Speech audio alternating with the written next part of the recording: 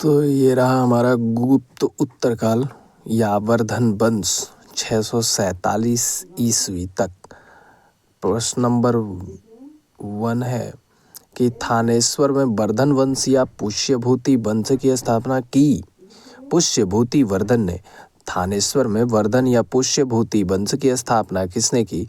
पुष्यभूति वर्धन ने। सूची 1 को सूची 2 से सुमेलित कीजिए।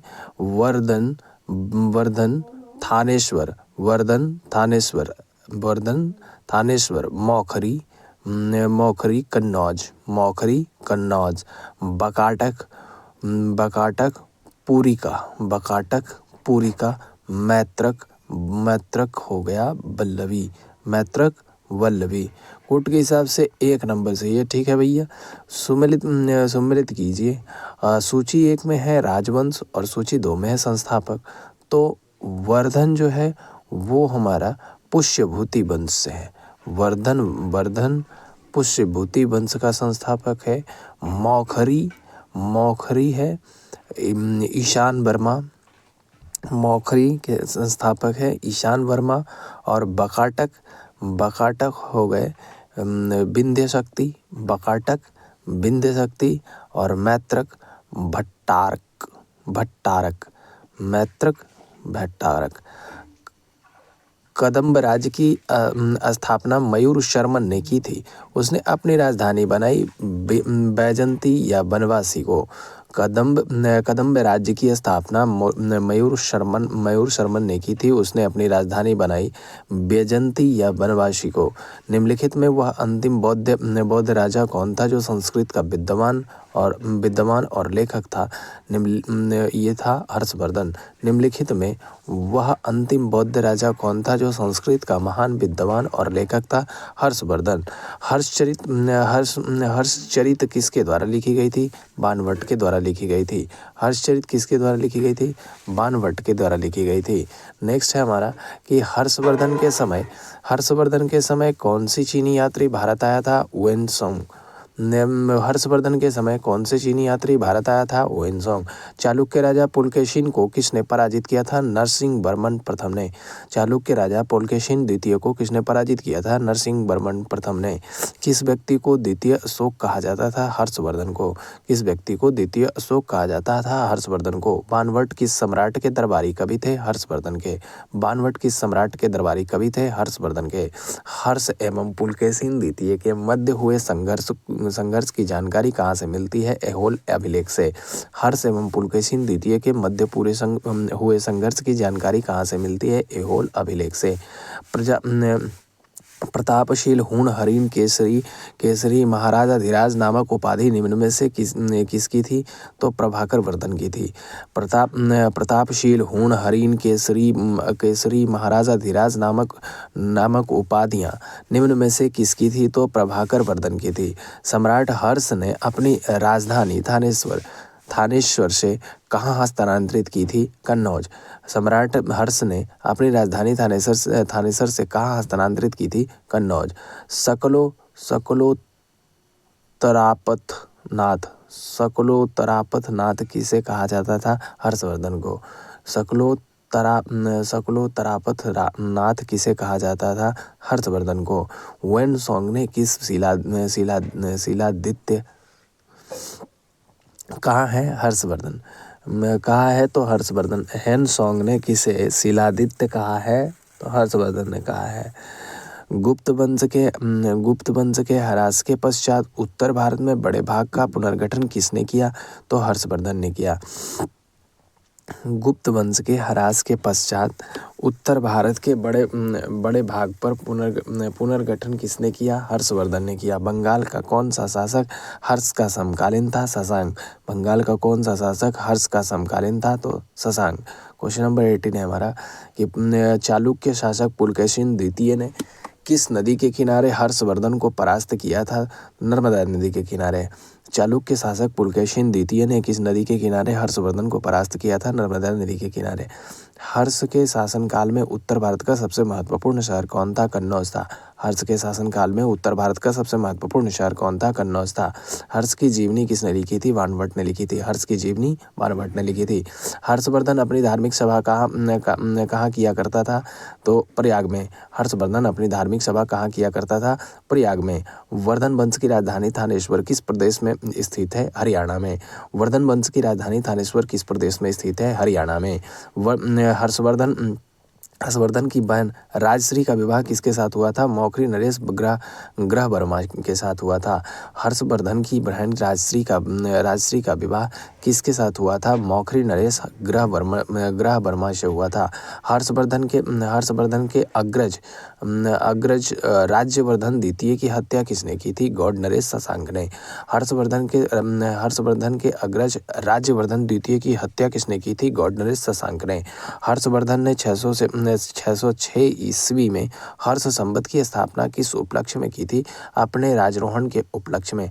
हर्षवर्धन ने 606 ईस्वी में हर्ष संवत की स्थापना किस उपलक्ष्य में की थी? अपने राजरोहण के उपलक्ष्य में। कौन वर्धन वंश की राजधानी थानेश्वर से कन्नौज ले गया था? हर्षवर्धन ने। कौन वर्धन वंश की राजधानी थानेश्वर से कन्नौज ले गया था? हर्षवर्धन ने। कन्नौज किस प्रदेश में स्थित है? उत्तर प्रदेश में। कन्नौज किस प्रदेश में स्थित है? उत्तर प्रदेश में। ह्वेनसांग की भारत में यात्रा के समय सूती कपड़ों के उत्पादन के लिए सबसे प्रसिद्ध नगर था? मथुरा। ह्वेनसांग के भारत में यात्रा के समय सूती कपड़ों के उत्पादन के लिए सबसे प्रसिद्ध नगर था? मथुरा। कभी बाणभट्ट निवासी था थानेश्वर का? कभी बाणभट्ट निवासी था थानेश्वर का?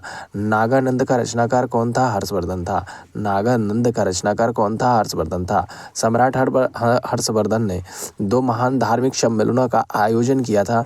कन्नौज व प्रयाग में। सम्राट हर्षवर्धन ने 2 महान धार्मिक सम्मेलनों का आयोजन किया था? कन्नौज व प्रयाग में। नागानंद रत्नावली एवं प्रियदर्शी नाटकों के नाटककार थे हर्षवर्धन। नागानंद रत्नावली एवं प्रियदर्शिका नाटकों के नाटककार थे हर्षवर्धन। गुज्जर को किस शासक ने पराजित किया था? गुज्जरों को हर्षवर्धन ने पराजित किया था।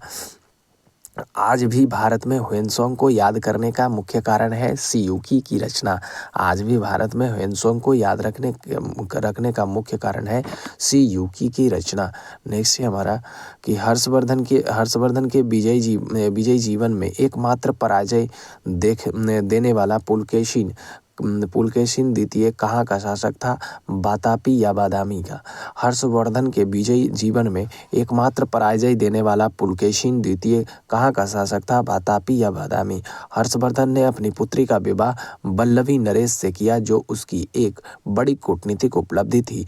बल्लवी नरेश का नाम था ध्रुवसेन द्वितीय। हर्षवर्धन ने अपनी पुत्री का विवाह बल्लवी नरेश से किया जो कि उसकी एक बड़ी कूटनीतिक उपलब्धि थी। बल्लवी नरेश का नाम था ध्रुवसेन द्वितीय।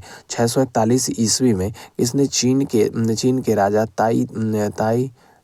ताइत्सुंग के पास एक राजदूत भेजा हर्षवर्धन ने। 641 ईस्वी में किसने चीन के राजा ताइत्सुंग के पास एक राजदूत भेजा? हर्षवर्धन ने। हर्षवर्धन के भारतीय मिशन के जवाब में चीनी सम्राट ताइत्सुंग ने 3 चीनी मिशन हर्षवर्धन के दरबार में भेजे जिसमें से एक मिशन हर्षवर्धन के मरणोपरांत पहुंचा। अंतिम मिशन में शामिल उस चीनी राजदूत का क्या नाम है जिसने हर्ष की मृत्यु के तुरंत बाद जो घटनाक्रम घटित हुआ उसका विस्तार से वर्णन किया है? वान वेंगसे। हर्षवर्धन के भारतीय मिशन के जवाब में चीनी सम्राट ताइत्सुंग ने 3 चीनी मिशन हर्षवर्धन के दरबार में भेजे जिसमें से एक मिशन हर्षवर्धन के मरणोपरांत पहुंचा। अंतिम मिशन में शामिल उस चीनी राजदूत का क्या नाम है जिसने हर्ष की मृत्यु के तुरंत बाद जो घटनाक्रम घटित हुआ उसका विस्तार से वर्णन किया है? वान वेन से। किस चीनी यात्री को वर्तमान शाक्य मुनि एवं यात्रियों का राजकुमार कहा जाता है? वेनसोंग को। किस चीनी यात्री को वर्तमान शाक्य मुनि एवं यात्रियों का राजकुमार कहा जाता है? वेनसोंग को। वेनसोंग भारत में लगभग कितने साल रहा? 14 वर्ष तक। वेनसोंग भारत में लगभग कितने वर्ष रहा? 14 वर्ष। वेनसोंग के समानार्थ एवं महायान धर्म के प्राचार्य हर्षवर्धन ने कहाँ महासभा का आयोजन किया? 643 ईस्वी में करवाया कन्नौज में। वेनसोंग के समानार्थ एवं महायान धर्म के प्राचार्य हर्षवर्धन ने कहाँ महासभा का आयोजन 643 ईस्वी में करवाया? कन्नौज में। कुंभ मेला को प्रारंभ करने का श्रेय किसे दिया जाता है? हर्षवर्धन को। कुंभ मेला को प्रारंभ करने का श्रेय किसे दिया जाता है? हर्षवर्धन को। नर्मदा नदी पर सम्राट हर्ष के दक्षिणावर्ती अग्रगमन को रोका? पुलकेशिन द्वितीय ने। नर्मदा नदी पर सम्राट हर्ष के दक्षिणावर्ती अग्रगमन को रोका? पुलकेशिन द्वितीय ने। निम्नलिखित में किसने नालंदा विश्वविद्यालय को 100 ग्रामों की आय दान स्वरूप दिए? तो हर्षवर्धन ने। निम्नलिखित में से किसने नालंदा विश्वविद्यालय को 100 ग्रामों की आय दान स्वरूप दिए? हर्षवर्धन ने। सूची 1 को सूची 2 के साथ सम्मिलित कीजिए। हर्षचरित कदम्बरी बाणभट्ट। नीति शतक, श्रृंगार शतक, भक्ति शतक। नीति शतक, श्रृंगार शतक, भक्ति शतक। भर्तृहरि। सूर्य शतक, मायूर। प्रियदर्शिका रत्नावली, नागानंद हर्षवर्धन। निम्नलिखित में से कौन हर्षवर्धन के दरबार से संबद्ध नहीं था? कालिदास नहीं था। निम्नलिखित में से कौन हर्षवर्धन के दरबार से संबद्ध नहीं था? कालिदास नहीं था। हर्षवर्धन ने किसी नवीन शासन प्रणाली को जन्म नहीं दिया। हर्षवर्धन ने गुप्त शासन प्रणाली को कुछ संशोधनों के साथ अपनाया। दोनों सही हैं। दोनों एक दूसरे की व्याख्या भी सही करती हैं। कौन सही सम्मिलित हैं? तो इसमें से सभी सही हैं। आवंती जो है हर्षवर्धन का प्रधानमंत्री था। आवंती हर्षवर्धन का प्रधानमंत्री। सिंहनाद महासेनापति और कुंतल जो था सेनापति। अश्वसेना सेनापति था अश्वसेना का।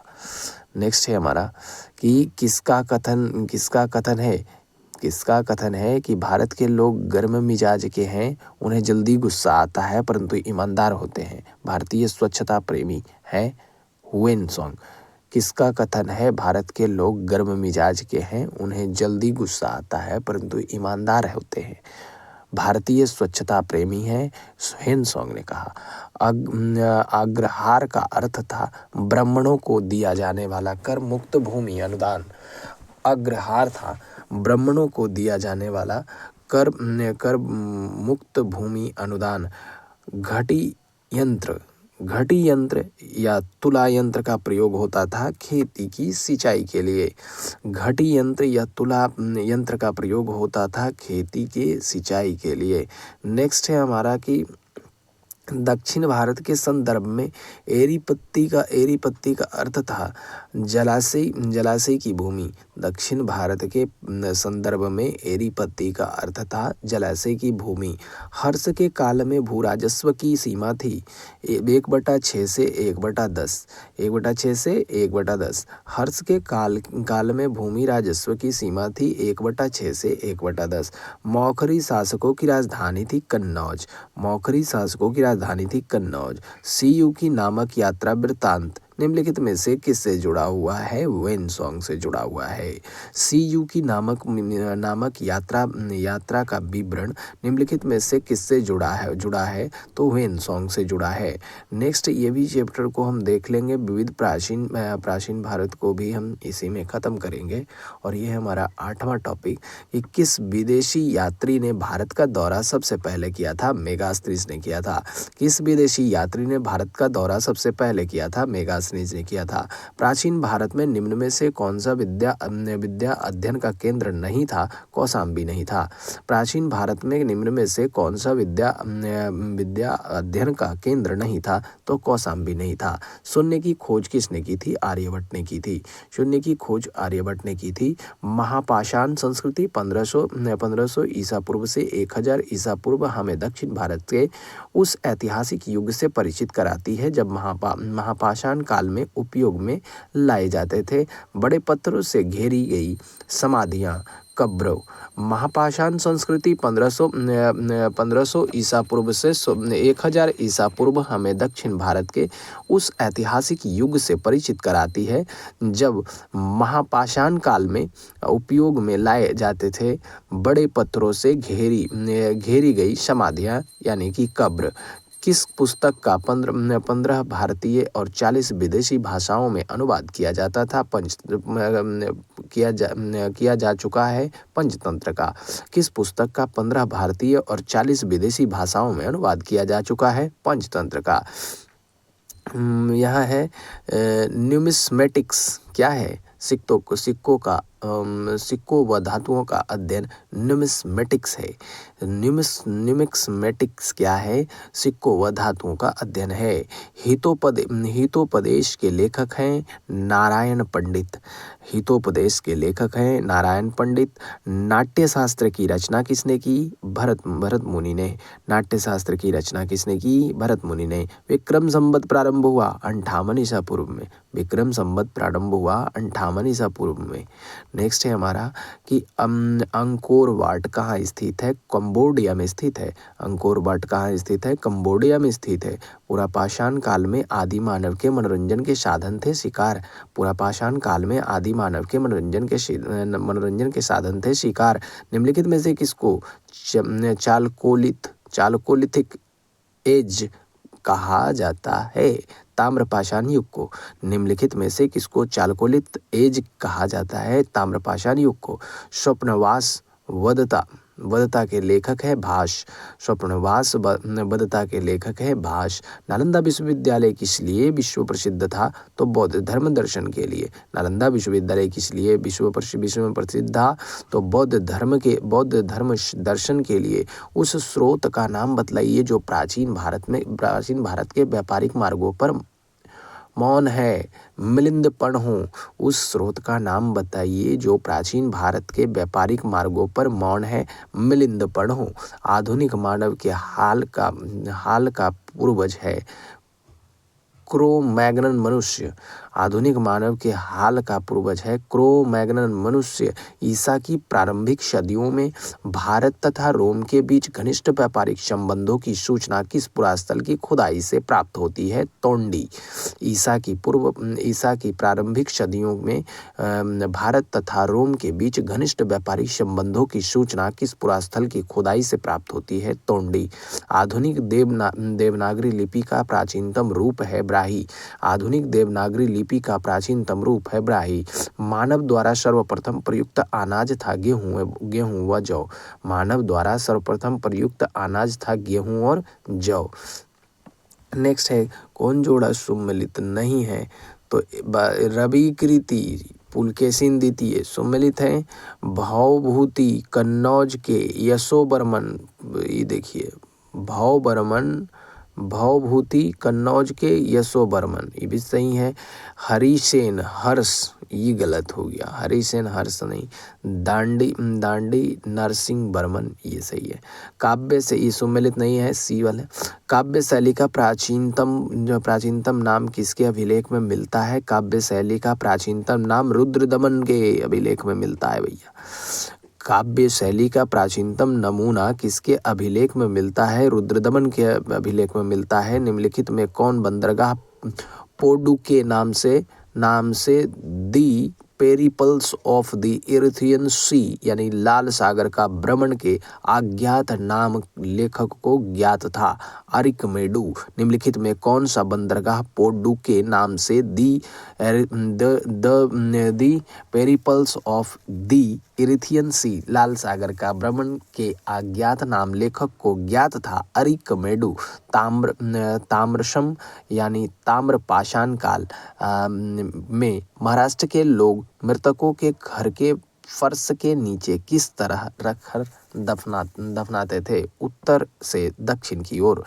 ताम्रपाषाण काल में महाराष्ट्र के लोग मृतकों के घर के फर्श के नीचे किस तरह रखकर दफनाते थे? उत्तर से दक्षिण की ओर। भीमबेटका किसके लिए प्रसिद्ध है? गुफाओं के शैल चित्र के लिए। भीमबेटका किसके लिए प्रसिद्ध है? गुफाओं के शैल चित्र के लिए। सम्मिलित कीजिए, तो सम्मिलित कीजिए रामेश्वरम। रामेश्वरम है आपका तमिलनाडु। रामेश्वरम आपका तमिलनाडु। द्वारिका है आपका, द्वारिका है गुजरात। द्वारिका है गुजरात। अब यहाँ बचा सारनाथ। सारनाथ है उत्तर प्रदेश में। सारनाथ है उत्तर प्रदेश में। और महाकाल मंदिर है मध्य प्रदेश में। महाकाल मंदिर है मध्य प्रदेश में। मालती माधव के लेखक थे भवभूति। मालती माधव के लेखक थे भवभूति। निम्न में कौन सा नवीनतम समझा जाता है? क्रो मैग्नन मानव को। निम्न में कौन सा नवीनतम समझा जाता है? क्रो मैग्नन मानव को इतिहास के पिता द फादर ऑफ हिस्ट्री के पदवी सही अर्थों में निम्न में से किससे संबंधित है? हेरोडोटस से। इतिहास के पिता की पदवी सही अर्थों में निम्न में से किससे संबंधित है? हेरोडोटस से। प्राचीन नगर तक्षशिला निम्नलिखित में से किसके बीच स्थित था?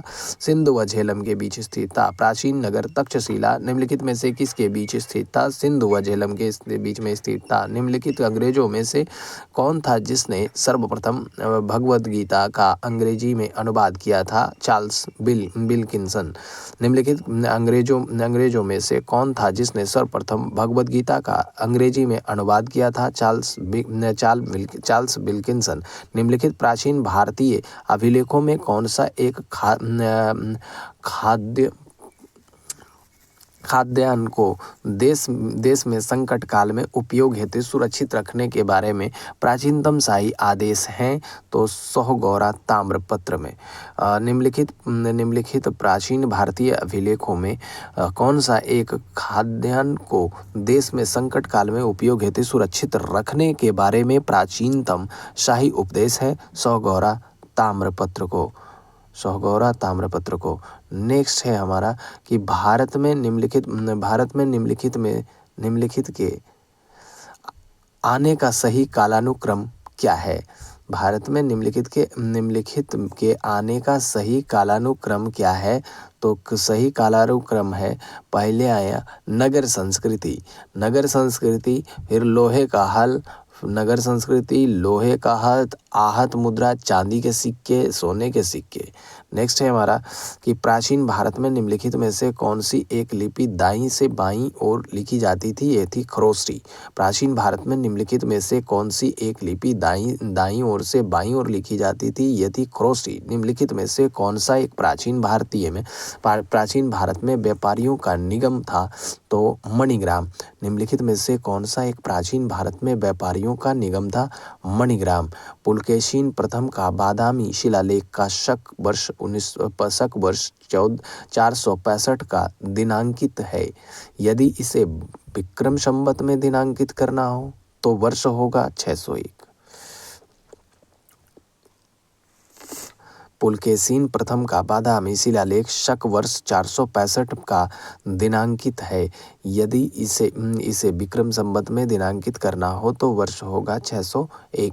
सूची 1 को सूची 2 के साथ सम्मिलित कीजिए और सूचियों के नीचे दिए गए कोट का प्रयोग करते हुए सही उत्तर का चयन कीजिए।